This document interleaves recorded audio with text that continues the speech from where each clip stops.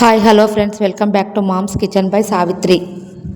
ఇవాల్టి వీడియోలో రాగి ఇడ్లీ, రాగులు, మినప్పప్పుతో పాటు ఎక్స్ట్రాగా బ్రౌన్ రైస్ కూడా యాడ్ చేసి చూపిస్తున్నాను. ఈ బ్రౌన్ రైస్ యాడ్ చేసుకోవడం వల్ల నార్మల్గా చేసుకునే రాగి ఇడ్లీ కంటే ఈ ఇడ్లీ చాలా టేస్ట్గా అనిపించింది.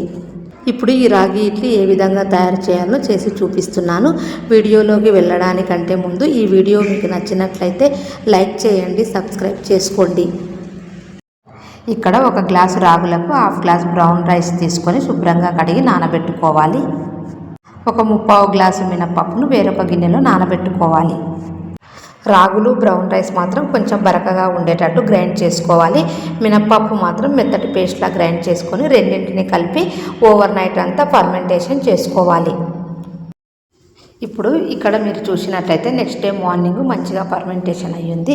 ఇప్పుడు ఇందులోకి తగినంతగా సాల్ట్ను, వాటర్ను యాడ్ చేసుకొని ఒకసారి కలుపుకోవాలి. ఇప్పుడు ఇడ్లీ పాత్రలు తీసుకొని కొంచెం ఆయిల్ అప్లై చేసుకొని ఇడ్లీలు వేసుకోవడమే. ఇంట్లో రెగ్యులర్గా వేసుకుని ఇడ్లీ బ్యాటర్ కూడా కొంచెం మిగిలిపోవడంతో వాటిని కూడా ఇక్కడ వేస్తున్నాను. 10 మినిట్స్ పాటు స్టవ్ను మీడియం ఫ్లేమ్లో పెట్టి ఉడికించుకుంటే రాగి ఇడ్లీ రెడీ అయినట్లు. ఇందులోకి కాంబినేషన్గా పప్పు, సాంబారు, పల్లి చట్నీ చేశాను. చాలా టేస్ట్గా అనిపించింది. మామూలుగా రెగ్యులర్గా చేసుకునే నార్మల్ ఇడ్లీ కంటే ఈ ఇడ్లీలు చాలా టేస్ట్గా అనిపించాయి. ఈ వీడియో మీకు నచ్చినట్లయితే లైక్ చేయండి, సబ్స్క్రైబ్ చేసుకోండి.